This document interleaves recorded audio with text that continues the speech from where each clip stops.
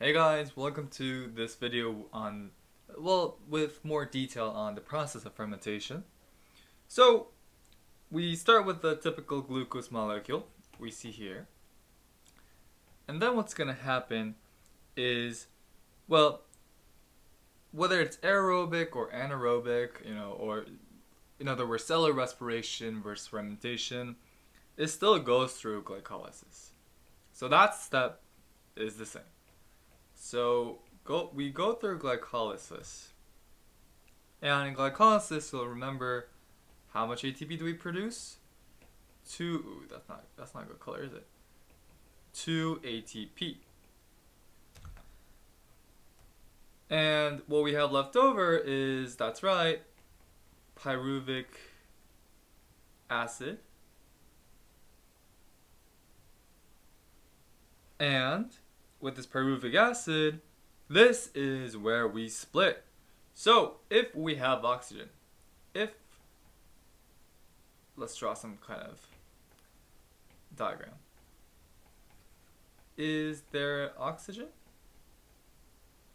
And if the answer is yes, then we go to, the what we did in cellular respiration, which is pyruvate oxidation, the Krebs cycle, so forth. So we basically continue on with cellular respiration.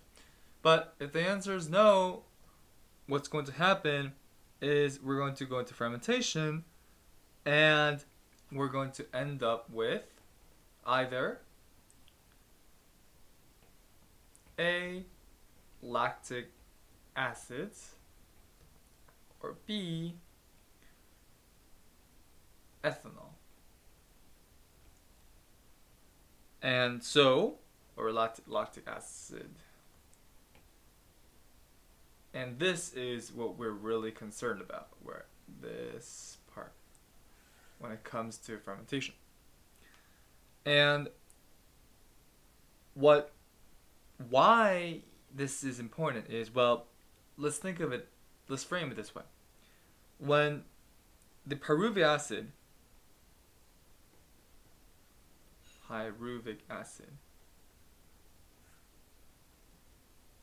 as made from the result of glycolysis, is reduced in a redox reaction.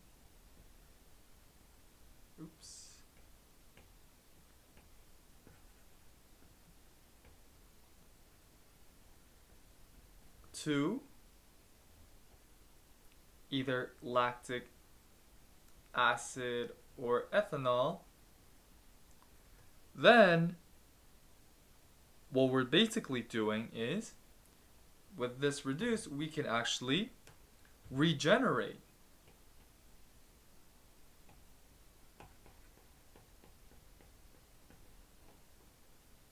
NAD+.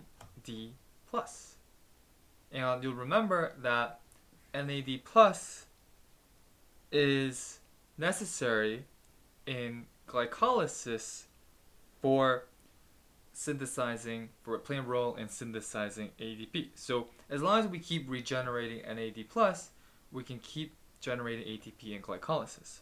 So we can repeat glycolysis. And that's why this relationship or reaction, whatever you want to call it, is important. This is the key factor, regenerating NAD+. And there are two types of fermentation, and it is basically classified based on whether it involves lactic acids or ethanol. And the differences between the two types of fermentation, that's what we're going to cover in detail in the next few videos. Oh, and one last thing. In the case of, actually attaching from this part, you remember cellular respiration, the final electron acceptor was oxygen. In the case where we involve lactic acid, the pyruvic acid, so final electron acceptor. For lactic acid, the final electron acceptor is pyruvic acid. And for ethanol, or from alcoholic fermentation, the final electron acceptor is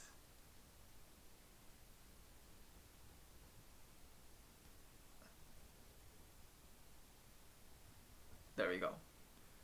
And I will see you guys in the next few videos.